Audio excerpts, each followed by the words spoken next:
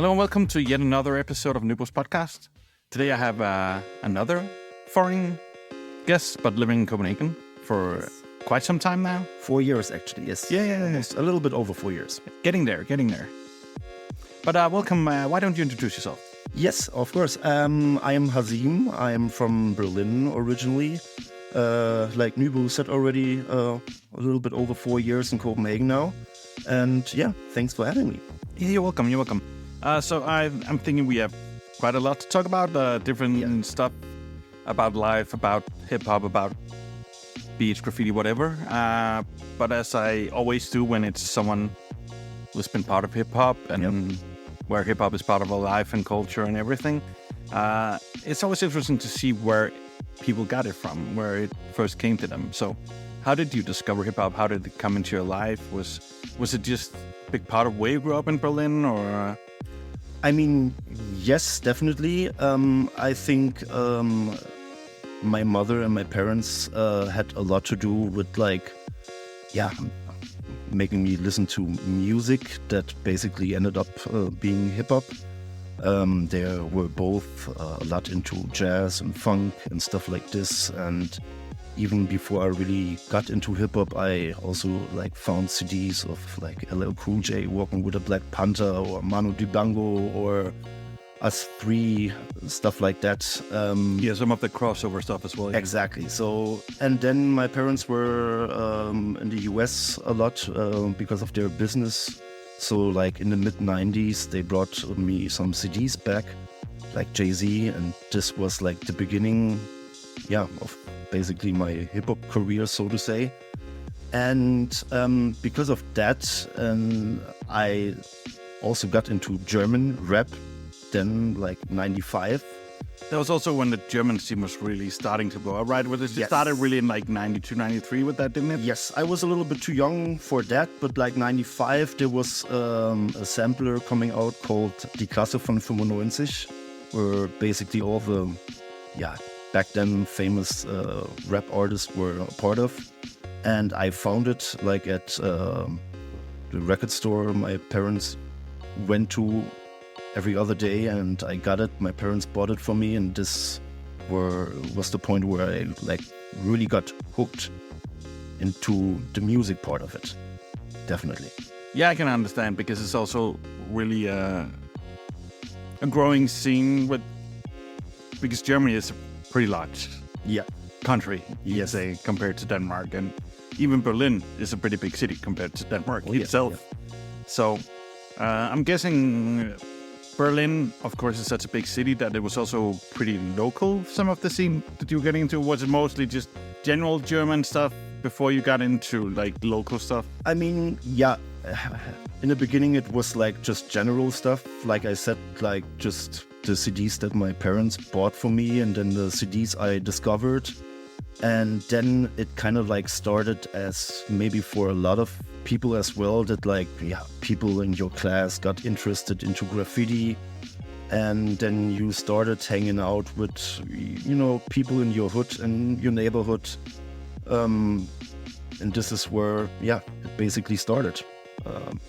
As a very young kid, there was a park around the corner from where I grew up. There was a streetball corner where I always went to, and all the neighborhood kids were hanging out there. And of course, hip-hop was omnipresent there with graffiti. Even back then, people already trying to freestyle a little bit here and there. I was super young when I first experienced these kind of things. And then, over the time, it just grew upon me and became a very important part of my life. Yeah, that makes sense. But then you started listening to the hip-hop, you started getting some CDs. At what point did you think that it was also something that you wanted to do yourself? I mean, like I said, I already started to listening to German rap, and then, hanging out at the streetball corner and actually seeing people there. Most of the people there were already a little bit older than me, so I was looking up to them. And they were freestyling and doing graffiti. And I mean, I've always been creative child, I would say. And so I found it like very interesting from the begin with that hip hop is such an open canvas for so many creative outputs, no matter if it's graffiti, if it's in a lyrical form, in form of rap, or then eventually also making beats, making music, creating something. So the creating part of it was like something that really spoke to me. And when I was exposed to that, like, of course, graffiti was the first thing that I adapted for myself, and then actually rapping. I couldn't stop myself, and that was where the journey began, so to say. Yeah, super. So, when did you do your first beat? My first beat, I mean, that was probably like 1998, 1999, I would say. Did you have help from friends, or did you just discover it yourself? Or I kind of like, let me rewind a little bit, because like I said, like I started with graffiti and tagging around, and then, listening to all the people like freestyling. And because my parents were in the IT business, I also got a computer, back then already, and internet probably. Internet as well. I got a copy of Sony Acid, which is basically just a sequencer. Yeah, I remember it. And back then I remember my first beat was basically just taking parts of, I think it was a Mochiba or Portishead thing, sample. Then I kind of looped it and cut it and pitched it down and put another drum loop underneath it. And I already thought like, whoa, what the fuck? I can make this kind of stuff I'm listening to. Even though it was, of course, kind of whack back then. But, like just the first feeling when you start creating something, that energy that gives it to you, it was super nice. Yeah. I can imagine. Also, so doing stuff in Sony Acid was like pretty limited. Yes, very limited. I mean, you could like pitch things down or up. You could cut stuff, but and sort of put them in order, and that was sort of it. And I mean, like, I probably guess there were already plugins back then, but I didn't know about any plugins, so it was just basically dragging sound files into the sequencer and starting messing around with it. That was the beginning. Yeah, at least it was more than like Fast Track or something. And then, of course, then very soon, like friends of mine, those kids I was hanging out with at the park at the street ball corner, someone said like, hey, there's this program called Reason. Like, I think it was version 2 point something back then, and I got a pirated copy of it.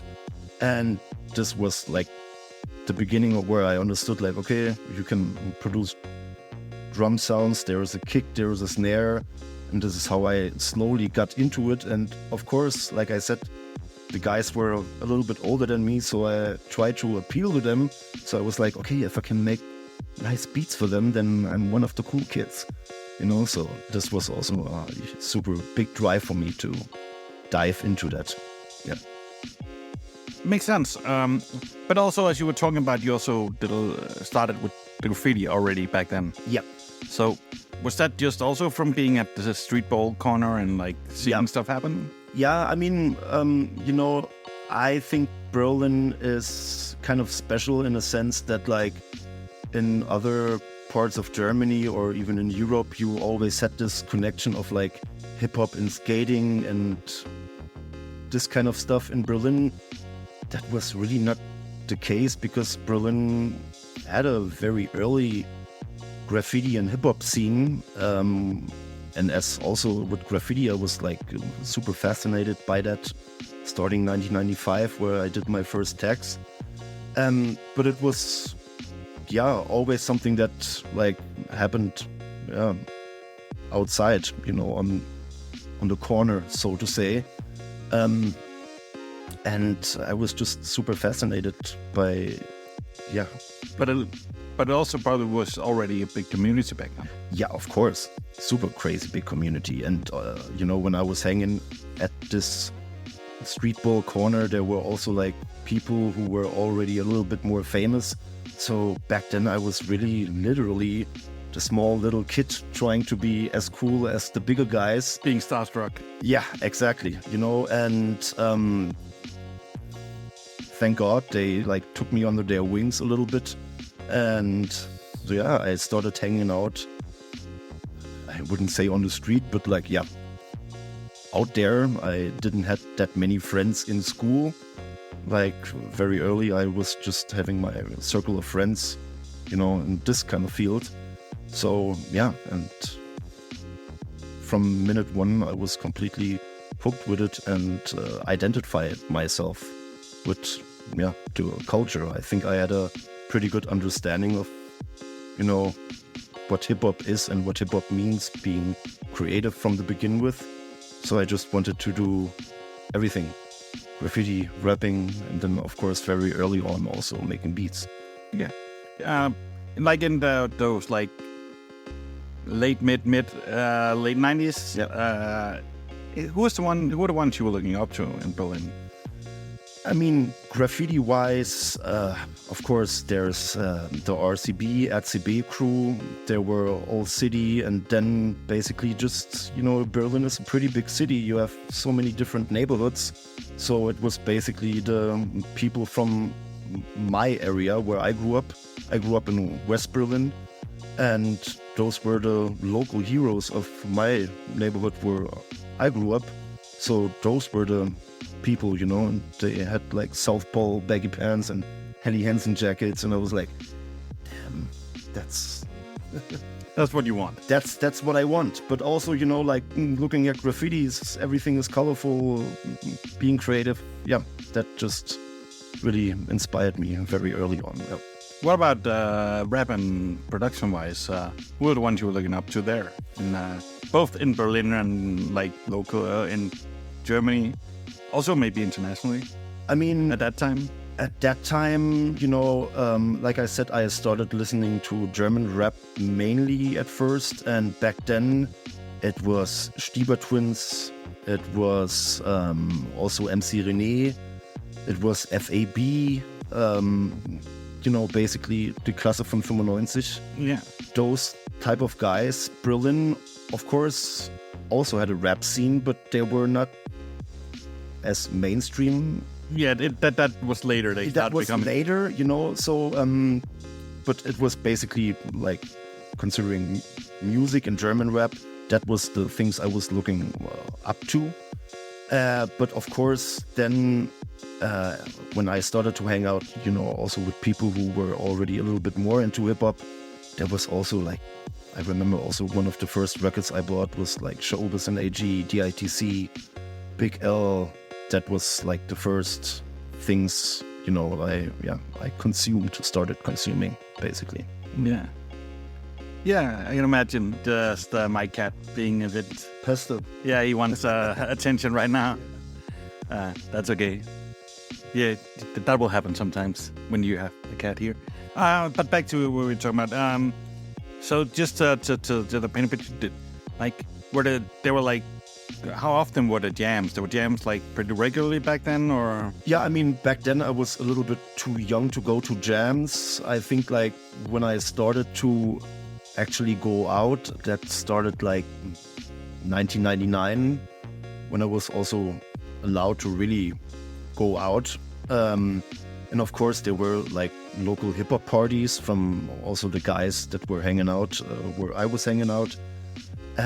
But it wasn't like there wasn't a freestyle cypher or something like this. This was always something that happened, in the park when you were hanging out, smoking a joint and tagging on the park. More organically, yeah. More organically.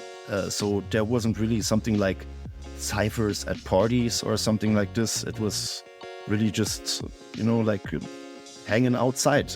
Yeah. And meeting new people by hanging outside. That was the time where we didn't have cell phones. Maybe some of us had pagers. You just had a place where you knew you would meet up. Exactly. When you wanted to hang out with some people, you just knew, okay, this is the place where I need to go. And then you meet all the neighborhood kids right over there. Yeah, it makes sense. I can imagine that's what would happen often in that situation, generally. Yeah. So, at some point, did you start making music with some of the people you were hanging out with, instead of just doing yourself? You were doing beats for some of them, then? No.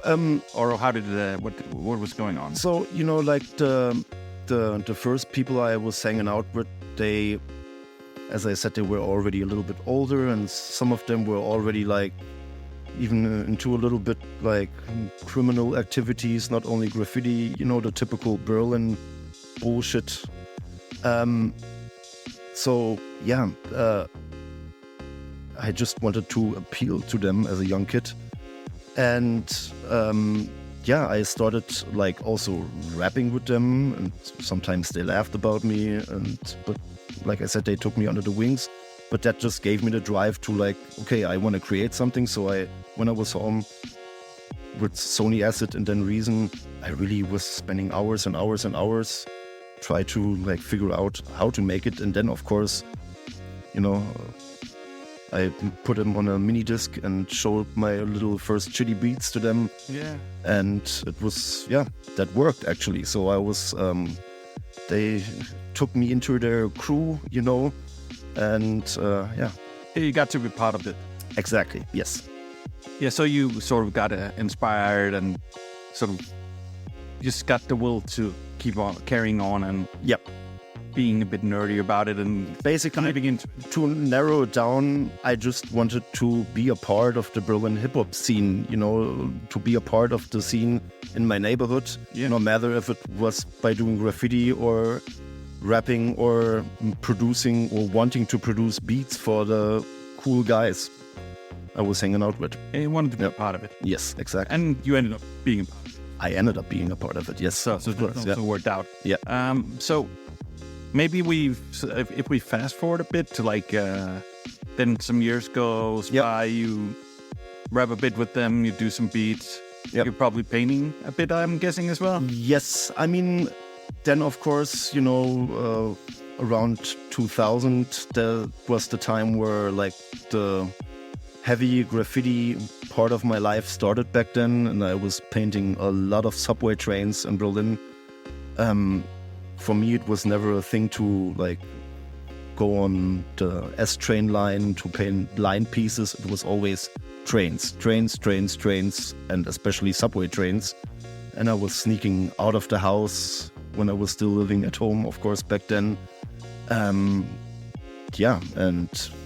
that was a main focus for me, looking back at it, how dangerous some of the actions were. But, for me, it was just like part of it, that was also the time where tracks like End-to-End Burners from Company Flow came out. And I remember like one of my first subway panels I painted, I was listening to like End-to-End Burners, and I thought like, yes, that's the shit. I am part of the culture now, like I'm doing that shit. Yeah, but that's correct. It was sort of like an era where there was a lot of graffiti tracks coming out as well. Yes, and artifacts, of course. Yeah. People, it was sort of blending in together because, and I'm guessing in Berlin, it was mixed together, hip hop and graffiti a lot, wasn't it? Definitely. Yeah. Because in Denmark, it was like a bit divided because a lot of the graffiti scene was electronic music here. Yeah, or I mean, like in other parts of Germany, like even like punk and stuff like this. But in Berlin, it was always hip hop and always a street culture that happened outside. That also involved, like I said, like some kids in the neighborhood who were already doing some illegal bullshit, wrecking stuff, stealing stuff. Yeah, stupid stuff. Of course, it's a street culture, so it will attract people that are from the streets. Exactly, especially in a big city like Berlin. Exactly. And it will attract a lot of people that don't have anywhere else to go and are in need of like the community. Exactly, yeah.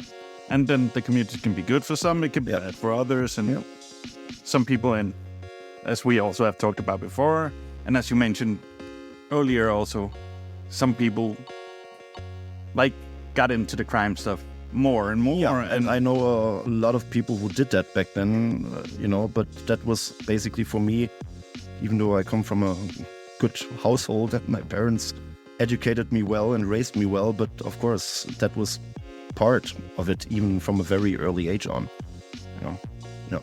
But the graffiti stuff started. I was running into the subway system in Berlin. I was skipping school all the time. Even I sneaked out in the night, came home right before my parents woke up, and being super silent, and then slept for 1 hour and then went to school knowing that I painted a nice panel the last night. And also at exactly that time, that was the time where I also made more beats, and basically, like I said the other day to a friend, hip hop is the best and the worst thing that happened to my life, because it empowered me from a creative point of view, but also skipping school and doing illegal stuff and focusing on many other things that you probably shouldn't do at that age, but in the end, best thing that ever happened to me, Yeah, of course. I think a lot of people have it the same way. But was it also the thrill in it, or graffiti, since it was but with the graffitis and graffiti-wise, of course, I wasn't really out for the fame aspect per se. For me, it was really from a very early point on for the flavor, just being in the subway tunnels, the action itself, checking out the yards.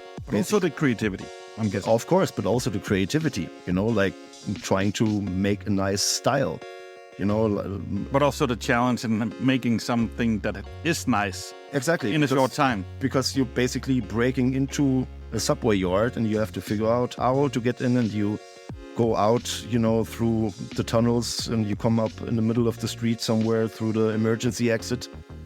Yeah, the thrill was a part, the creative thing was a part. Yeah.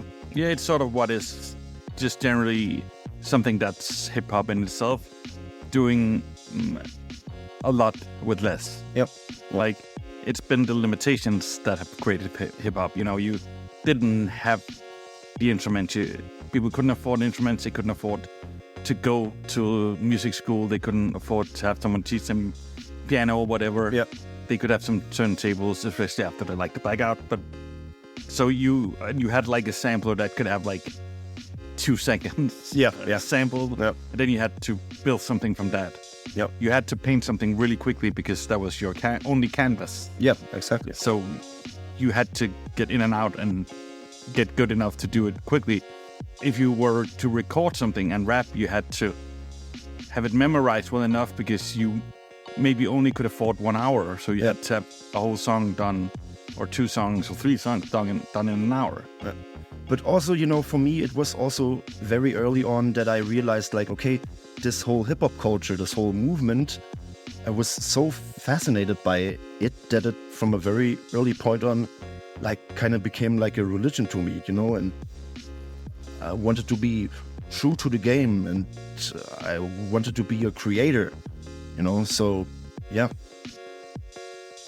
That was just the drive for me to sneak out at night and spend hours in front of my shitty PC back then to create beats and, write raps and everything. So when did you release your first things? Officially release something? Release. I think the first release, if you could call it, was in MySpace time, when MySpace started. Yeah. That was the first time where things I did, beat-wise or even rap-wise, caught attention outside of my little circle of friends. Of course, before that, I never released anything. We had some friends that had a 4-track recorder. Someone brought a beat, and then we put a kitchen towel over a shitty microphone and recorded and somewhat... we did the same. We just put a sock over. Yeah. Something like that. And then we just recorded it on tape. So I still have, thank God, I still have them. I still have tapes and tapes of random tracks that I recorded with the people I was hanging out back then. But for us, it was, of course, we all dreamt like, okay, yeah, maybe you would want to become bigger. But in the end, it was really just like entertainment for us. It was like having something to do. So back then, it wasn't really about releasing. We never thought of like, how do we get it out to the world? It was basically, especially for me, just to have fun. Just to have fun and to be creative. The part of like, okay, I actually want to release something, that came later, like at MySpace time, where... Also, it was easier all of a sudden to release something, maybe. Yeah, of course. Then that was the time where, social media became a little bit bigger, and also the feeling of like, you upload a beat on MySpace and all of a sudden a guy from Chicago randomly finds you and says like, ooh, nice beat. And you think like, holy shit, somebody from Chicago or wherever in the world just listened to my beat. So that was the time where I actually more thought about like, okay, yeah, maybe, like taking it a little bit step further than just, doing it for the local community, so to say. But I mean, releasing in that way, I mean, I do have tracks of mine released on vinyl and tape and Bandcamp releases, but I actually never released an album. No, not solely. Yeah. You had stuff released like on tapes, on vinyl that you produced for others, and you did some stuff on Bandcamp compilations and stuff like that. That was way later. Before that, it was basically just like recording it on tape and maybe handing it out to demos, other people, that you got to know on Graffiti Jam or whatever, handing them a tape of our raps, and that was, the releasing back then, so to say. But that was sort of your journey starting there, and then slowly evolving. You were still doing, for how long were you doing on Reason? Did you do that for a long time still? I really produced with Reason for a long time. And then actually, like, when I started with Reason, I... usually when people say like, I started sampling jazz records and stuff like this. When I started with Reason, it took me a long while to figure out how to get samples even into Reason. That was version 2 point something. Eventually I found it out, but like the first beats I made were like just with the stock sound, red drum machine that was like in there. And the synthesizers and the samplers, with the piano sounds, where you were just like, a piano rolling. Yeah, I didn't even have a MIDI keyboard. It was just like moving it around in the piano. Moving around the bars and super simple melodies, I remember the same thing when I did my first beats in Fruity Loops. Yeah, I didn't have any like real keyboard, and so it was just moving the keys. Exactly. And sometimes I was just like drawing a lot of those bars and then afterwards just moving them around so I don't have to like create a new bar. But of course then very soon as more I got into it, also, like I said, my parents were a lot into jazz and soul and funk, so they had a pretty big record collection. And as soon as I figured out how to actually sample something and get some sounds into Reason, then the whole, sampling thing started, where I actually was like, okay, now I understand how those other beats were made. Because my mother always said like, the stuff that you're listening to, that's whatever, George Benson sample. And I was like, what? Yeah. You don't know the original? yeah, exactly. But, that was the point where I then like, okay, then I understood. I didn't have an MPC back then, but then I figured out, okay, this is actually how it works. You have a sample, you can cut it, you can chop it, you can modify it, pitch it up and down. And that was the point where I basically started like also not using only the stock sounds and the sampler and synthesizer sounds in Reason. I also started like using samples. But when did you get your first physical sampler? My first physical sampler, I mean, like to be honest, I only had 2 physical samplers. I once had an MPC 2000. Yeah, and then you had the 555, right? I had the SP 555, yeah. The MPC 2000, I was like, when I was very young, I was working for a band, doing like the sound stuff and helping them, carrying them cables and stuff like this. And the band leader in his studio, he had an MPC, so I was always eyeballing that. And eventually I made a deal with him saying like, okay, the next 3 gigs I work for free and I clean your cables and you don't use your MPC anyways. He gave it to me, but I mean, even back then the MPC was super complicated to deal with, especially when you started with producing with a computer, So, I mean, I used it, but actually only for drum loops. I really liked and I very soon discovered how fucking amazing the drums sound when you produce a drum loop on the MPC. But otherwise, I didn't use it for sampling. Also the tactility of having something to press. Exactly. And yeah. So you can use it as an actual drum machine. Yeah. But otherwise, like, I didn't have that much hardware. No, it just I remember the video where you have the SP555 because not many people have 555. Yeah. I mean, it was sort of like an oddity. Yeah, I mean, I was looking back then for an 404, but they were quite expensive. That one came out the year after the 404, right? I actually don't know. I can't remember. Yeah. But I think especially because the 555 was such an oddity and such, it also had that weird infrared sensor where you can trigger the effects. Yeah, with with your hand. People actually use that. And also it had that weird. It still had the round, like screen. Yeah, exactly. Yeah. But it was just so big that the round screen made it look weird. Yeah. But I found it super cheap, basically on what you call in Denmark blå avis, like zweite Hand. Yeah. And I bought it super cheap. And to be honest, I also just used it for drum loops and effects because I was so used to like having my workflow in Reason with sampling and chopping up samples that, I really never used a sampler and made a beat only on that sampler. I actually also found out after some years that a lot of the people who had the 404 or the 404 6 or the 303 or even the 555 or any of those, even some that had the MPCs, they used them mostly for run through for the sound. Yep.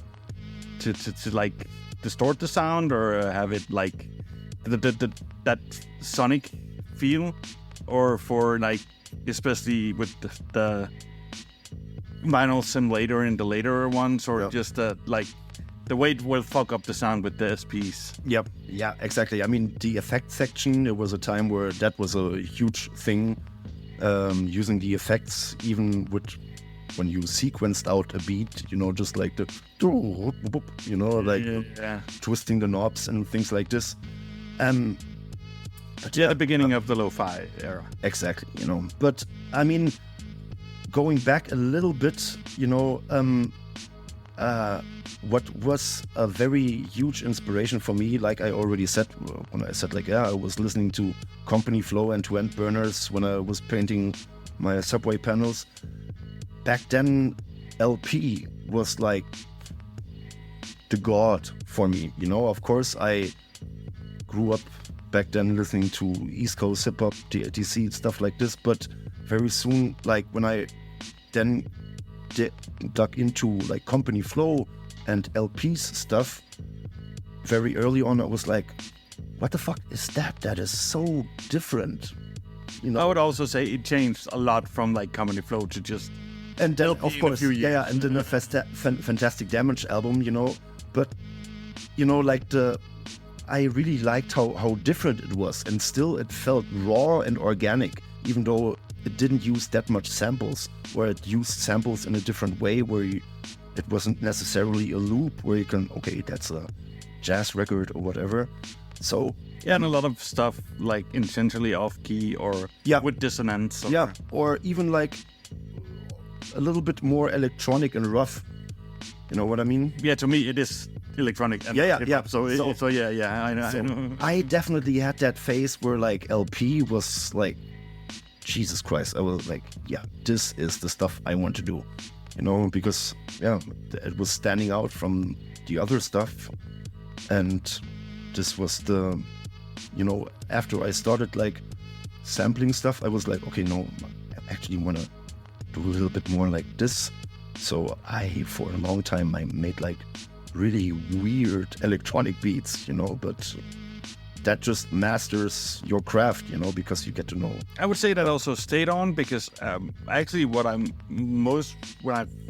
first beats I remember hearing from you were like really electronic.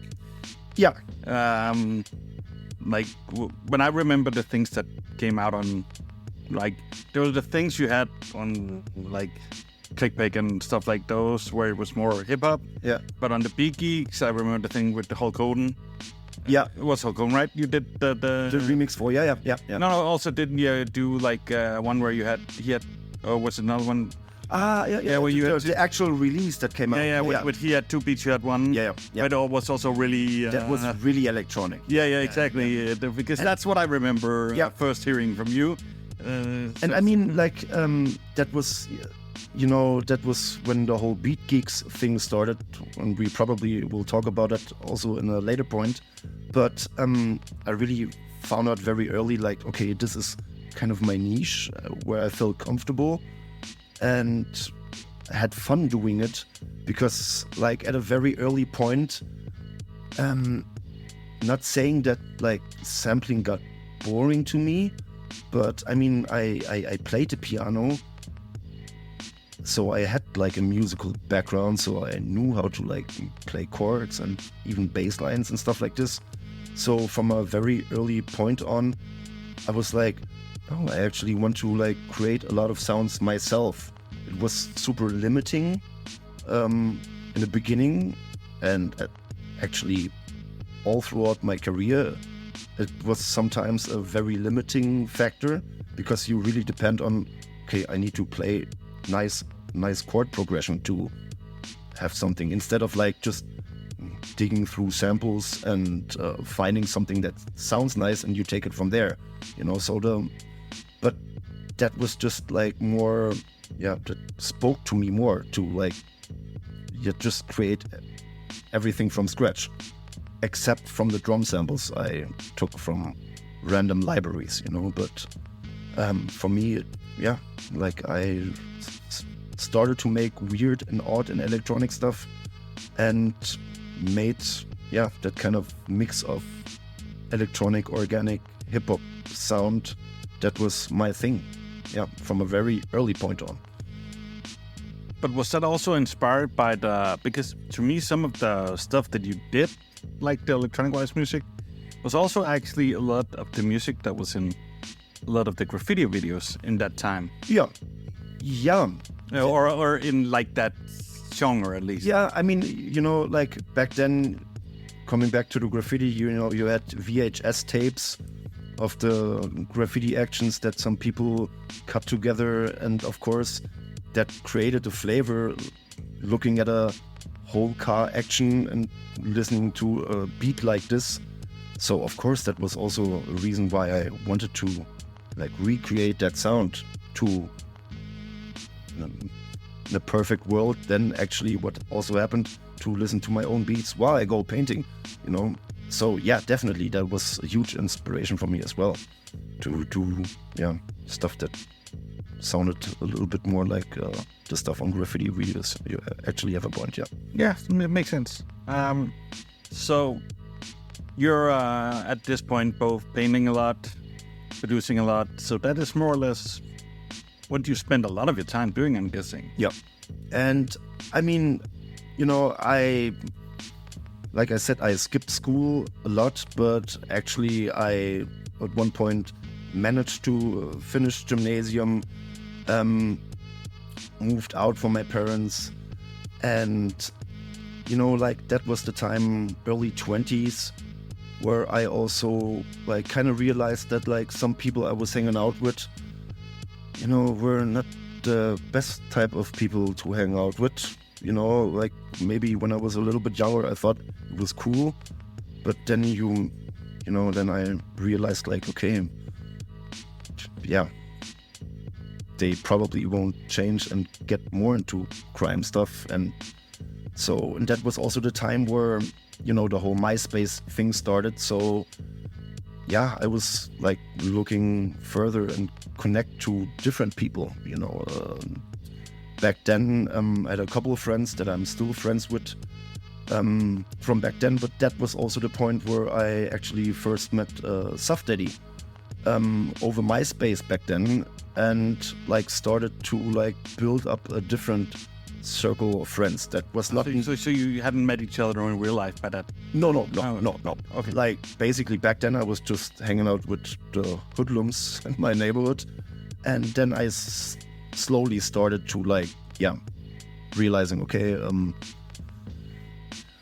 I'm coming from a good household, let's advance, and starting to try to connect to other people who are into this, especially with music. And you know, then I connected with people like Saf Daddy, with the chosen few. They're not known by any kinds, but those were the people who were more nice to hang out with. And also had like the common interest, like both you. Saf Daddy was also producing back then. So you know, yes, he was probably already starting to make it. But he was way bigger, and you know, and actually how we met, you know, I was still also rapping over my beats. So I actually just ripped a beat from his MySpace. Yeah, I remember you told me this. Recorded something on it, and I mean, I think I rapped quite well back then, and I just did a track on one of his beats, just sent it to him, and he was like, what the fuck, that is fucking dope, who the fuck are you? You know, and that was just the time where I moved out from my parents, so we started connecting, and that, like I said, that was the time where I also connected with more like-minded people, and not only, you know, the kids in the neighborhood, so to say. Yeah, I think it's about that age. A lot of people do it. Yeah. It's also fun. Like, to me, it's interesting because I grew up not knowing really anyone in listening to or doing hip hop because of where I came from. So I had it on the internet, but not much in real life. So it was also like around the time of the gymnasium, around that time that I started but it was getting to know people in hip hop that got me out of those environments. Yeah, and I mean, we are both born in '84, so you can relate. Yeah, exactly. So you sort of just, you were in those environments through hip hop, but you also got out of them through hip hop. Yes, yeah. I mean, thank God that I parted ways with certain type of people and changed my circle of friends with other people who are still interested in the culture and the creative part, and then really focusing on music, making beats and rapping, you know. And we're talking about 2005 already here. This was also the point where, you know, it slowly started to become a little bit more widespread, even on MySpace. That was the time I released an EP called Coffee and Cigarettes, inspired by that black and white movie. Yeah, with Tim Jarmusch's movie. Exactly, yeah. With iconic scene with, what was it, Jissa Rissa? Yeah. Bill Murray. Yeah. So, and I released it over MySpace, you know, and did a shitty artwork cover myself. And that was the time where, also like the whole beat scene itself started evolving a lot more, you know, because especially in Germany. Yeah. Yes. Yeah. But I think also internationally, you know, because you had the LA scene that was also like inspiring a lot. Yeah. But the whole, what I call the general lo-fi scene, seemed to have started out of Germany at that point, more or less, inspired by also some other places. but it was more left field in like the LA stuff. Yeah, it was more. Like what was it called? Wonky beats. Yeah, also. But they were also inspired by the Detroit beats, so it was like like Debris and stuff like this. Yeah, and even Dylan, whatever, with like the weird shuffles and exactly like that. But then it came over here and they took some of the stuff that was in the wonky beats and in the left field beats and in the chill beats or early chill hop, whatever you call it. But the lo-fi started becoming way more straight than a lot of it than the wonky beats. Yeah. And also got a lot of the sound from the machines. Yeah. Yeah. Or like emulated sometimes. Yeah. Or with plugins. Yeah. But I usually attribute that scene or that sound to like Germany. Yeah. And I think like it was like becoming more and more famous, and I mean not in Berlin especially, but back then, as I said, like MySpace times, you were and early SoundCloud then early SoundCloud days, you like just through those websites you already felt like more connected with other people basically all over the globe, and you realized like, okay, this is a scene that is starting to evolve. This is basically like even people like Flying Lotus like started out of that dusty area, and and events actually started happening. Live events because of it as well. Exactly. Yeah. And I remember, good that you mentioned that, because back then there was already HHV in Berlin. Hip-hop vinyl, yeah. Hip-hop vinyl. Back when they were mostly selling hip-hop. Yes. But they actually started like kind of like a sub-label called Finest Ego. It was called back then. And they started doing a beat challenge. So, me being that internet early SoundCloud guy, I was like, I need to freaking participate in that. So I did, and they chose me to participate in it. And that was basically like the point where things became bigger for me. I mean, first of all, the validation that you knew that you could do it. Yes. But also other people noticing you more. Exactly. And I mean, especially in Germany. Yeah. With also, I think actually, we were at sort of it's starting its peak there. Yeah. Like now it's more just, it has a lot of stuff happening, but also so much that it sort of drowns itself in like side projects sometimes. Yeah. Back then, when they were doing something, everyone noticed really. Yes, yeah, because and everybody, especially in Germany, I would imagine, because the attention was really and not on many the beat scene. I think that has changed a lot, and the whole beat scene kind of became like, especially the last years, it's not as big and not as enthusiasm driven as it was back then. Also because most of the, like, more or less all my favorite beat makers, they don't make that type of beats anymore. They want to do other stuff, which is fair. Yeah, of course, you evolve. But that it just means that there is not really a scene, because there's not, all the people doing it stop doing it, sort of. Yeah. Which is, I know some of them are, I heard from, are starting to want to do it again. Yeah. Like now they tried doing, with live bands, tried doing more electronic, tried doing more disco, more house, more whatever, and some are going back to them. And also some of the labels or sub-labels are starting to like poke them and say, shouldn't you do this again? Or like maybe take some KPM samples and make some of that again. But I mean, like, if you really think about it, the Finest Ego thing I was mentioning, organized by Hip Hop Vinyl, it was a really interesting bunch of producers coming together. Who was on it? Figo Praslovic, for example. He was also there. Again, doing a bit of a different style. Yeah. There was Flowtech. Is that where you know Figo from as well? Or? Yeah, that was the first time I ever met Figo. Okay. I mean, well, I've known him since, or we were hanging out at Beat Geeks years later as well, but I think Figo back then didn't know any of us. I didn't know. So that was kind of... Yeah, he's also from a whole other... back then he already moved to... he had already moved. Yeah, Okay. yeah. But just thinking about Flowtech was also part of it. He also, dope. and from Cologne. But there were also some other dudes, Playpad Circus and a guy, Johnny Boy from Italy, and it was just a weird mix of like, you know, Figo back then already like kind of like with his boom bap signature sound. Other people more electronic, so it was really like a super interesting, diverse mix of producers, you know. And that was, I think, what made the scene so interesting back then. That like, yeah, everybody started to like create and figure out their sound. Yeah, the same thing happened here a bit, but way more low key. And, But yeah, in like the I don't know, can remember what. Maybe late zeros, Jakob, who has records. Before he had records, he had like a site called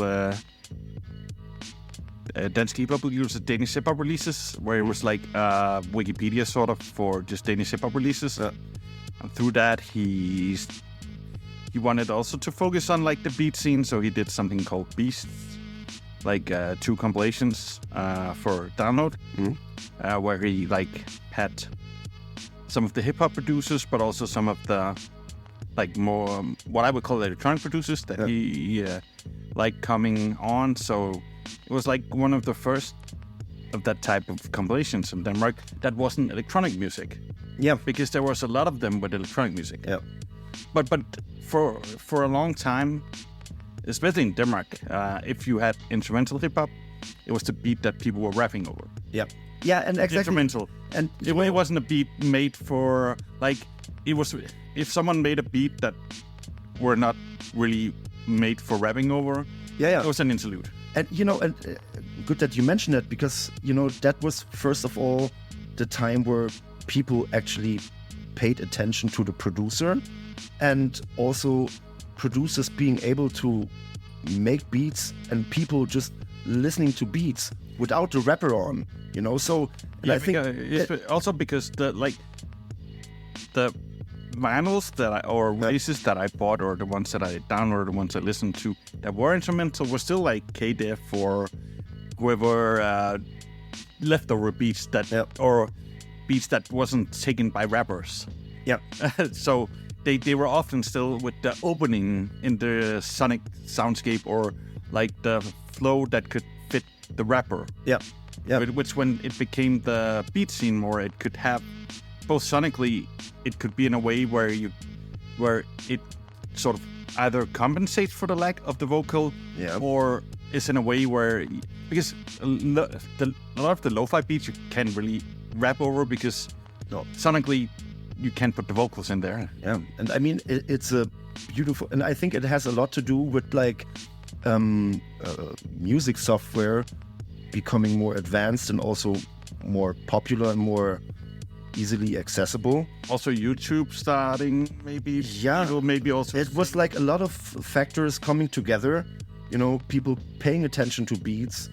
Also beat communities and like the boards and forums becoming the internet blowing up with MySpace, people realizing like, hey, Jesus fuck, we can connect ourselves all over the world. And it was, from my point of view, a super interesting time, you know, especially as a producer, because, you know, I started, I make beats for rappers, but then you realize, no, I want to make an instrumental track. So you also think in terms of sequencing it more and arranging it more and making it more interesting. Yeah, sort of what otherwise would be like more in like the DJ Shadow sound or trip hop or whatever, if you had that. Which I also love, and which also like definitely is hip hop, but it's more like breakbeat style. And of course, I mean, I remember also, but Dabri was also a super huge inspiration, and you know, he has a Detroit techno alter ego, you know, so of course there's a huge melting pot of, you know, beats, but also other different kind of styles of music. that went even influencing the whole beat scene in various ways. Yeah, of course. So maybe before we go further, we should try listening to one of your beats. Yes, of course. So you did actually bring a beat we should play. Or a few. I brought a few. Which one do you want to be the one playing here? I mean, I think for the beat that we play now, I think it's still one of my most favorite beats. It's called Pineal Gland. Was that the one from Audiodope, or what was that from? Yes, exactly. Yeah. Actually, yes, yeah. It's a beat with a pretty straightforward hip-hop drum loop. No samples used, only synthesizers. The keys I played by myself in between. And I just love the atmospheric vibe, but still the knock on it. And also a fucking crazy compilation. You actually gave me the tape, I think, for my birthday. I gave you the tape, which I didn't have. Yeah. And I was really glad because I really liked that compilation. Also because, as far as I remember, it was one of the first times also at Flowfields, I think. Yeah. Who was also one of my favorite, or is one of my favorite producers. But I remember it being like a crazy list of, like, back then, a lot of them really unknown, but a lot of them getting really big. Yeah. That was also like, and we probably get to that topic, that was the beginning of the Beat Geeks times, good times. But yeah, that was... Yeah, because Audiodope, Crackpack made those compilations, right? Yeah. Can you, before we just hear the beat, just talk a bit about who Crackpack is? Crackpack is... Jesus, I forgot the dude's name, but he was hanging out at Beat Geeks and at all the events super often, and he is a graphic designer, so he has a very aesthetic, visual mind set, and he already back then had the vision to like also make a label. It's still up and running to this day with Figup and everyone. So, yeah, actually, some dope releases still alive. Yeah. So, yeah. But just to name a few of the people like S Fidelity, Mood, Speaker Blaslovich, Euron, Flowtech, Loop Skywalker, him himself, Crackpack, 1-2, Blue Stab, Frank Sinatra. Yeah, basically the who of Anthony Drawn, Flowfields. Who is who of the beat scene, yeah? Yeah, it was, but it's crazy, like 10 or 11 years after or something. It's crazy to have that lineup on one biggest. Yeah. It was still a big scene already back then. Yeah. But a lot of those are like the ones that got really big a few years after. Definitely, yeah, no, of course. Yeah. But let's hear the beat.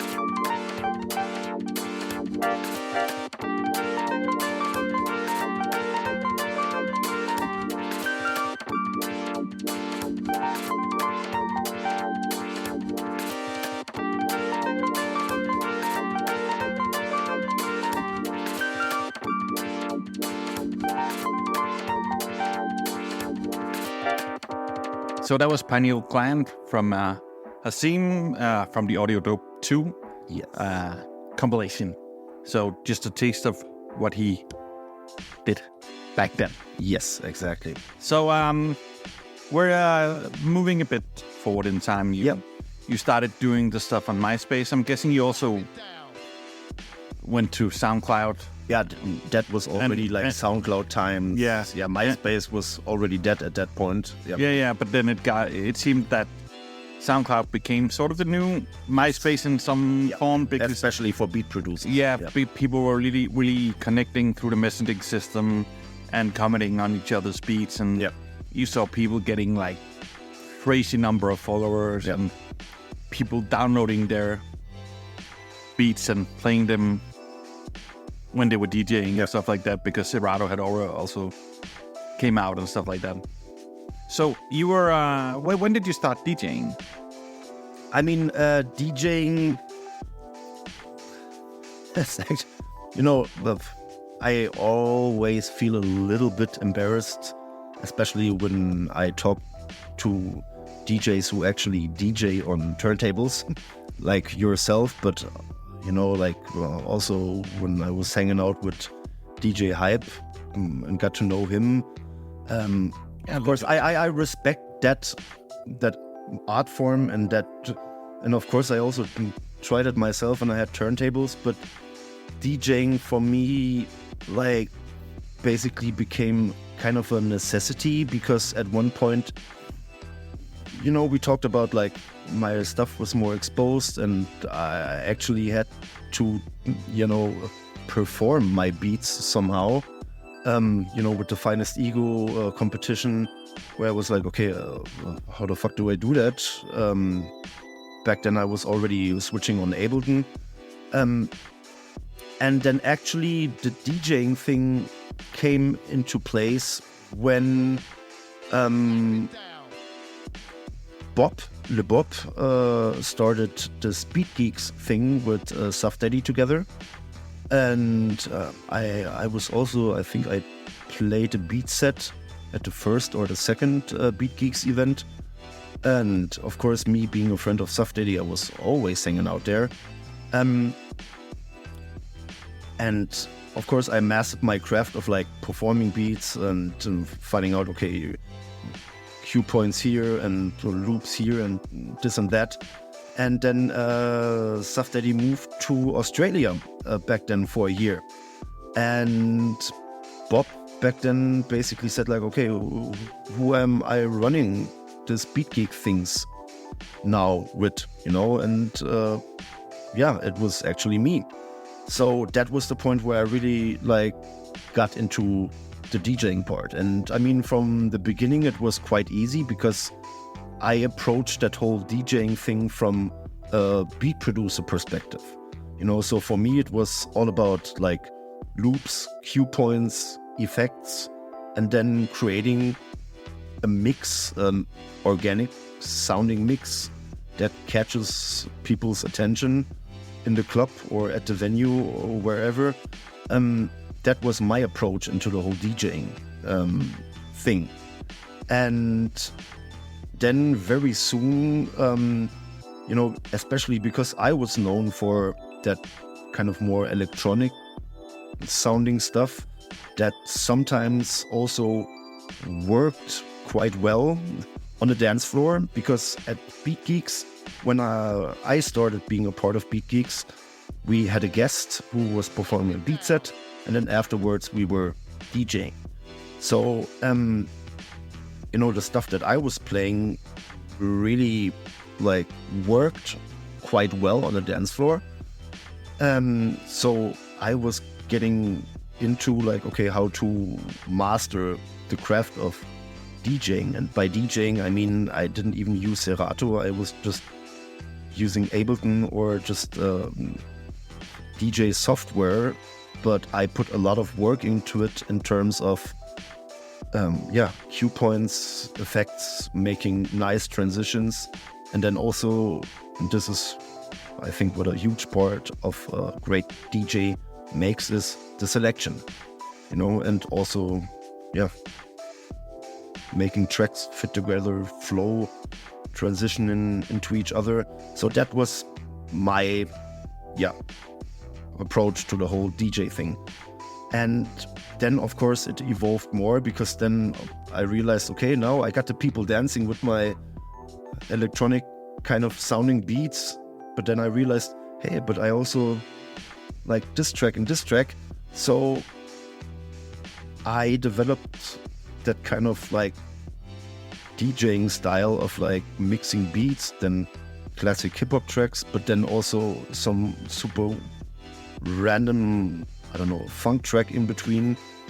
Because for me it was always, I realized like I enjoy, you know, seeing the people's reaction on the dance floor when I was DJing, and when I play a beat or a track or whatever it is, to see like people reacting to it. That was like the fuel that made me dive into becoming a DJ, a digital DJ more. So of course with Beat Geeks we had a great exposure, and in Berlin there is this club called Gretchen, which was Icon before. Lars is the owner, he still runs it, and it's, from my point of view, still one of the best clubs in Berlin. He also saw me play beats mixed with hip-hop tracks, and I always liked to mix everything together, but it still sounded like a set. So at one point he came up to me and said like, hey, I have this event here, do you want to be the opening DJ? And me only DJing at Beat Geeks, I was like, all right. So of course at first I was like super nervous, but I made it, and then I was for a time like doing the warm-up DJ, opening DJ, or after-show DJ at Club Gretchen. You know, I also remember then Soda School was also there, and I played a warm-up set before them.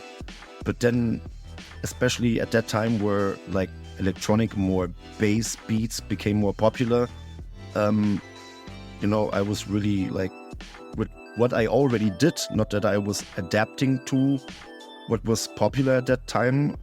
It was already what I did, and it just hit the flavor of the time. So yeah, I remember before K-Tronada was blowing up, the first time he came to Berlin and playing at Club Gretchen, I was opening up for K-Tronada, or the other day a promoter who was organizing one of the first Tyler the Creator concerts in Berlin asked me like, do you want to do like the warm-up DJ there? And I was like, okay, now it's like, what? Crazy. So yeah, that was my approach, and this is, I think, how I got more and more into DJing, and I put a lot of work into it and digging tracks that nobody heard before, and then of course mixing it up with well-known hip-hop tracks and everything that works on a dance floor. So for quite a while I was, like I said, DJing in Gretchen very often, even before bigger names, and was a lot of fun. And I think what made it so interesting, or made it work so well, maybe was that I also had a different approach, like I said, because I had the approach from a beat producer, not necessarily as a DJ. And okay, I picked this record, I picked this record. I always wanted to, you know, make it sound like a beat set with other tracks in between, so to say.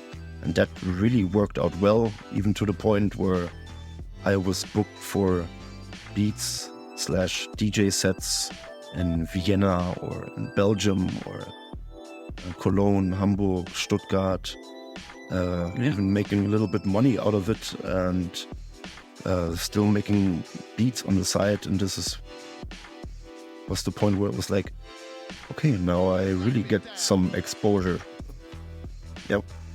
But also, you were also starting to do some official remixes. Was that at that point, or? Yeah, that was... Because you were already doing like remixes a bit, just fucking around with the beat. I always did remixes and, and putting them up and then also, of course, playing. And I remember, like, of course, one remix, or the first remix that really worked well everywhere I played was like the King of Rap remix from Savage. Savage is a very known rapper from... I know. So then, of course, I got to know Halkoden from Retroword and Halkoden, who were also like quite popular back then. And was that your first official remix? The remix from them? Yep. That was actually an official remix because he sent me the acapella. It was not something that I ripped. Something you were asked to do. Yeah, exactly. The official remix is when they ask you to do it. Exactly, And then, of course, still I was around on SoundCloud, being known for my kind of like diverse sound, because I experimented like a little bit of funky, a little bit of classic hip-hop influences, but always kind of like atmospheric sounding, and of course very little usage of samples. And what is a label's favorite? Yes, of course, because it's easy to release. And I remember back then Jay Scarlett. I don't know if that name rings a bell, but he's also a legend. He approached me because he is connected internationally. He said like, hey, Plug Research is doing a remix competition. The Bilal thing? Or? Yes, exactly. And he said like, I think you should participate in that. And Plug Research is, the label where Flying Lotus released his first EP on. And I was like, all right, nice. So he connected me with the label guy. He sent me the stems. And of course, me being Hazeem, I completely made something completely different, even out of the acapella. I even chopped up the acapella so that the lyrics and the sense of the track still is the same message, but I still rearranged it and even changed keys a little bit. And yeah, that was the time where I made the Bilal remix, the Robots remix, where I also played everything by myself, every chord, everything. And I thought like, okay, probably I will never hear from this guy again. But then very soon after he said like, all right, yeah, your remix is picked from Bilal. He heard your remix and it's getting released. And I was like, what the fuck? That really, I remember, still to this day, I remember the moment where I was sitting at home reading the mail and I was like, holy shit, like someone from well-known label and also Bilal, what, he heard my remix, like, gets released? Yeah, so that happened. That was a blessing, but also a point where, some things, changed and got a little bit more difficult for me. Was it starting to get a bit too big for you, maybe, or what was it? I mean, like when I DJ'd, I always enjoyed the attention, and I loved it when people were dancing on the dance floor. And of course, like this whole hip-hop thing in general, no matter if it's graffiti or whatever, it's always about like putting yourself out, but especially when you say to yourself, okay, I dare to like, okay, play everything kind of like by myself. And I had this weird form of perfectionism that I was like, okay, it didn't become too big for me, but I all of a sudden felt a weird pressure on me. Because then this guy said, and he also listened to my other beats, and he said like, dude, you're doing like great stuff. We want to release something. And that was pressure I nowadays I can openly talk about it. Was killing me, and was also like especially killing my creative vibe in a sense that I felt like, okay, now I have the opportunity to do something, to release something, but I had the perfectionism. I was like, no, I wanted to be like this and this instead of like just continuing what I'm doing, being creative.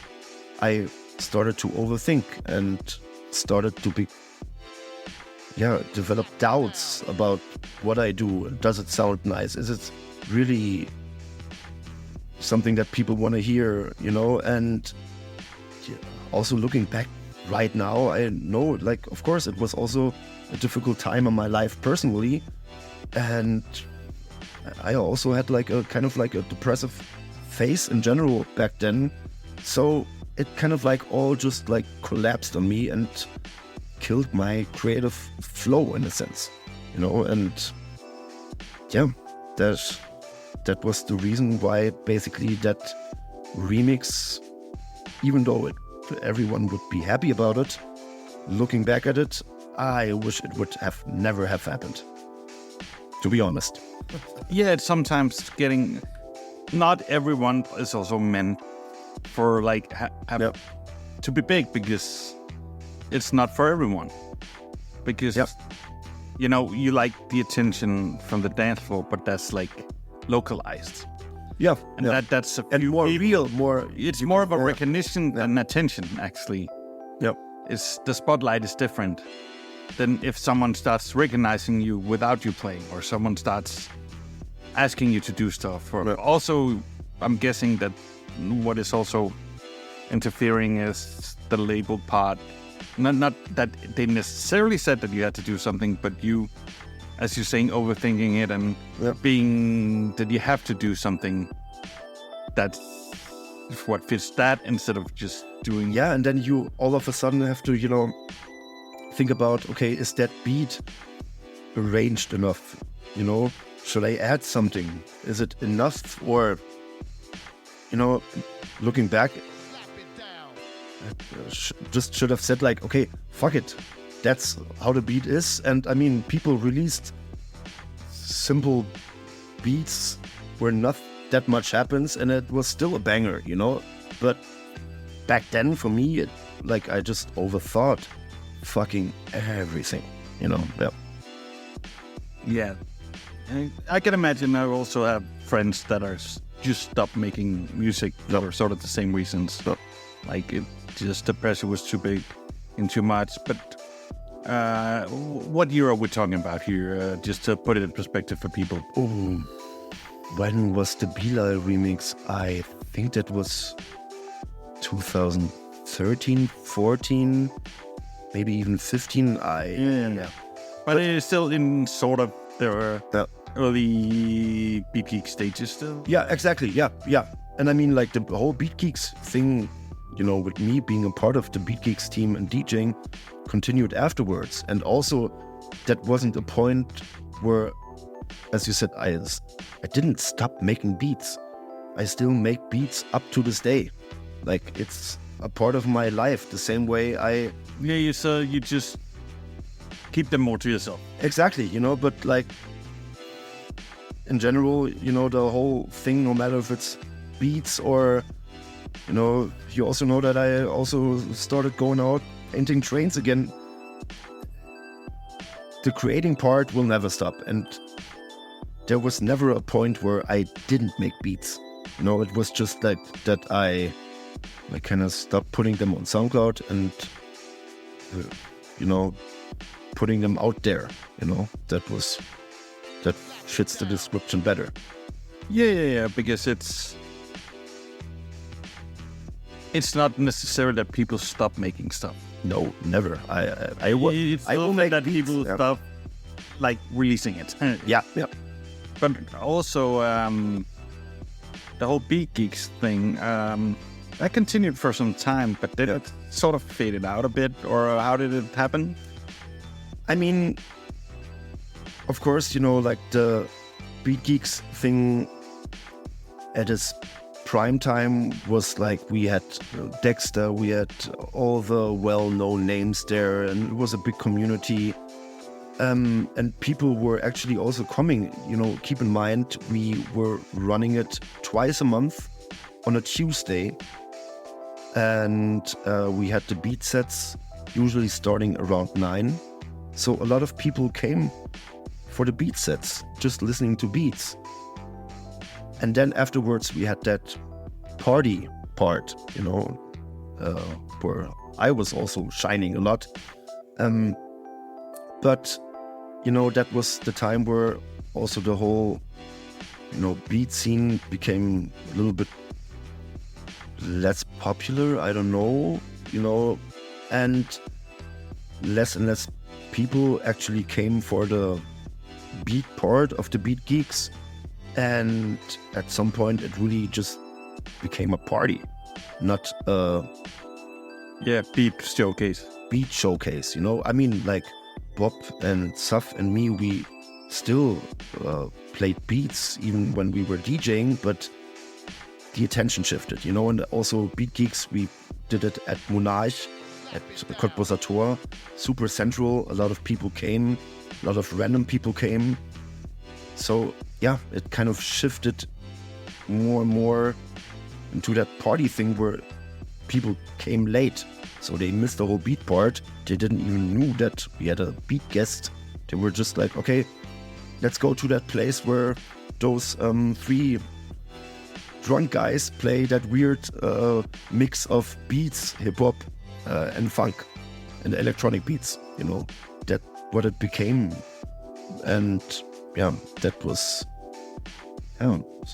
sad to say it like that, but that was like the beginning of the downfall of the Beat Geeks event series that we did. Okay, yeah. But in between that, you were we also doing like video content and content creation? In between that time or during the peak times, a lot of interesting things happened. For example, like the most memorable thing was that at a Beat Geeks event, I was approached by a girl who was organizing a hip-hop exchange program with Kyrgyzstan. And she asked me, like, do you want to be a part of it? And I was like, first of all, where the fuck is Kyrgyzstan? And second of all, yes, sure. And at this point, big shout outs to Nella. We're still good friends. But yeah, took me to freaking Kyrgyzstan, where I was the first year the DJ for a graffiti festival. And the next year we did it a little bit better, and I was involved into the organization a little bit more, where we took beat makers and rappers and breakdancers to Kyrgyzstan, and then they came to Germany. So a lot of things happened during the peak time of the Beat Geeks events. And also, this was also the time where I was, playing at Gretchen all the time, even opening up for bigger acts, but also being booked in other cities or different parties. And this is, with the weird selection I played back then. So yeah, this was basically, even though I was not making that much beats and putting them on SoundCloud, I still made a lot of beats and mixed them into my DJ sets, so to say. But yeah, I had a lot of fun playing at so many different parties, events. Yeah. Super. And still painting. And still painting. That I had a break with painting. The whole painting part started recently again. Too busy also, probably. Yeah. We don't do other things. But then Beat Gate sort of faded out, but you were still making beats by yourself. But the whole, you sort of shifted into something else. Yeah, and I also already mentioned, like the part that, I always put a lot of energy into this whole hip-hop thing, no matter if it was graffiti back then or making beats, Beat Geeks. But in the end, I also neglected a lot of other things, like finding a proper career, or of course I always worked and But long story short, life happened, and I also had to figure out, okay, what the fuck do I do with my life? Because of course some money came in, but it wasn't enough, and so out of a necessity, I also had to focus more on life, getting older. At that point, I was also over 30 already, and also, of course, spent a lot of money traveling the world, which is, beside hip hop, one of the biggest hobbies I had, or I still have. But life, trying to get by, because I don't have rich parents who could, support me. So I had to get by and work, earn money to, support me. Yeah, of course. So that also brought you to Denmark, sort of? No. That is a whole different thing. I already had a pretty good career work-wise before I moved here to Copenhagen. As I said, I always worked a lot.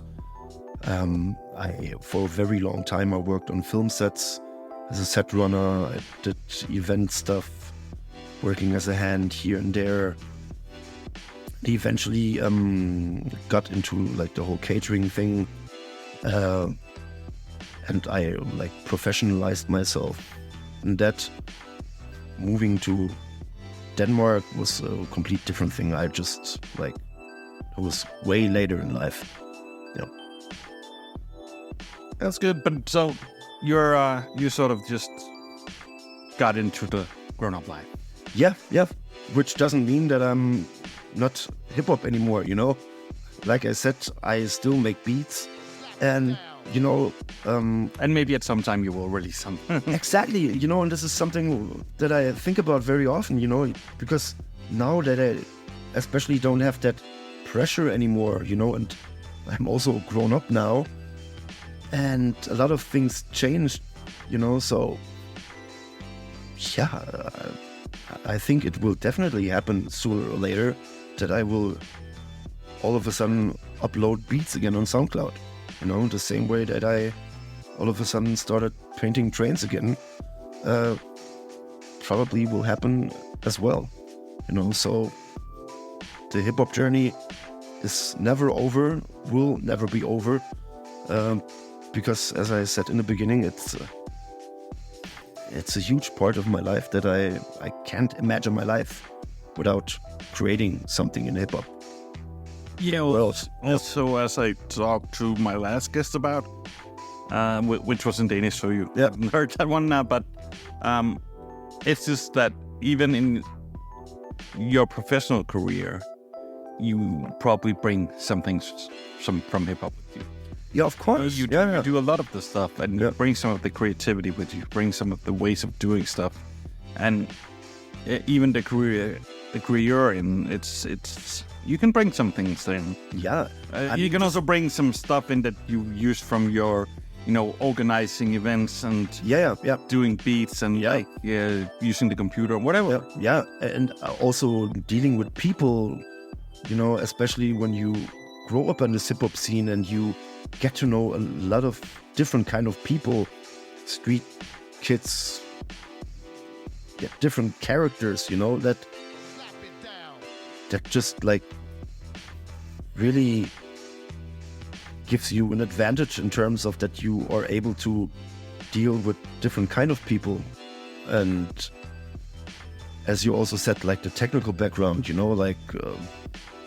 I know I recently started to become more interested in editing videos, and just the fact that I know how to make beats, It's all the same workflow. Yeah, and of course, okay, I make the cut of the video with a kick or the snare or whatever, so in many, many different ways, I take advantage of what I did in my hip-hop career. No matter if it's organizing events, music, dealing with people, whatever it is.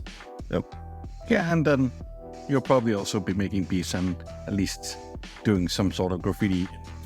Yeah, and I mean, no matter if it's graffiti or making beats, you know, I always called it like self-therapy, especially when you struggle with yourself, you know, and I think everyone does, you know. A lot of people are just too afraid to like openly talk about it, you know. But but the rappers talk about it a lot. That them rapping is self-therapy. Them writing lyrics is self-therapy. Some of them performing is self-therapy. So the same should apply to a DJ or a producer. Yeah, of course, and it does. It does. Yeah, like even like writers can say that it's therapeutic, even if it's just like doing tags on a piece of paper a lot of times, or doing a small piece in hand with like a pen, but also just clearing your mind for 3 hours doing a piece on a legal wall, if it's doing that, or like clearing your head by doing the rush, or focusing your mind on something else, or concentrating. It's also therapy. Yeah, but even choosing the colors, doing everything. Or playing around with sounds, you know. Because you're expressing something that's in you. Exactly. You will make a different piece. If you're in a certain state of mind, then you will. If you're in another state of mind, you'll make another type of beat. When you're in one state of mind, then you will in the other. And coming back to an earlier topic, you know, it really fits what we're talking about right now very well. You know, for me, especially because I played a lot of things myself and did a lot of atmospheric stuff where I actually also had like a deeper meaning behind what I produced in terms of how I named the track or whatever. You know, it's a part of yourself that you just spill out, you know. And, you know, maybe also I was a little bit afraid back then of like, I'm now like so exposed, and do I really want to expose yourself? No, because it was always super personal to me, you know, like a lot of beats or whatever I do. Yeah, that's the main reason a lot of people I know don't release their stuff, or release their best stuff. Because that is the things that are too personal. Yeah, and as we already mentioned, self-therapy, you know, it's like, of course, in the end, I want people to see my panel. I want people eventually listen to my beats, but when I do it, I don't think in terms of like, I want it to be out there. It's at that point, it's just me being in my zone, being in peace with myself, and being creative, and letting out what's in me. Yeah, makes sense. Yeah, I think that's actually a pretty good note to just end this on, unless you have anything else you want to say.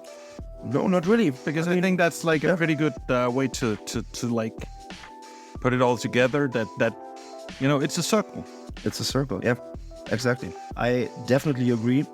And to be honest, I had a lot of fun talking about Forth and Back and how I started. And so it's also you know, we have talked about a lot of it before, but there was also a few new things. So it's also interesting for me, and I hope it was just interesting for you, the listener out there.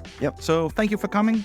Of course. And I think we should probably just have one last track from you so people can hear.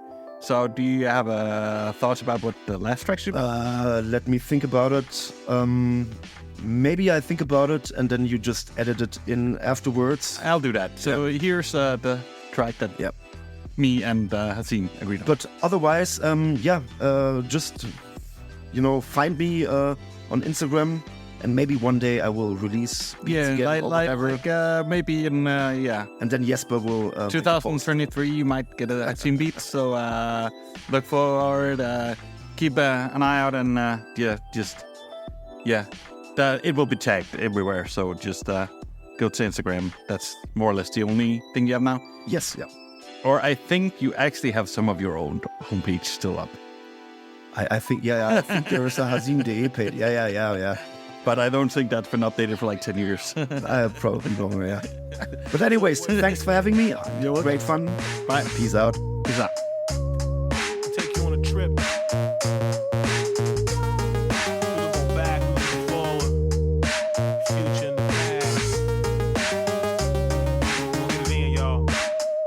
remember we was cruising in the streets of the D, in the Rover, banging our new music and the cops pull us over. The music still banging, but the cops is international. Plus they want an autograph when they finish harassing you. Sentiments the same as if I'm standing on the block. Smoke blunts with my kinfolk. We don't trust cops and it don't stop. The shit travel with me like a passport. That's why I keep a mug on my grill when the cops ask for it. Like what you want? I'm just chilling with my people, not bothering nobody. It's not a Rodney King sequel.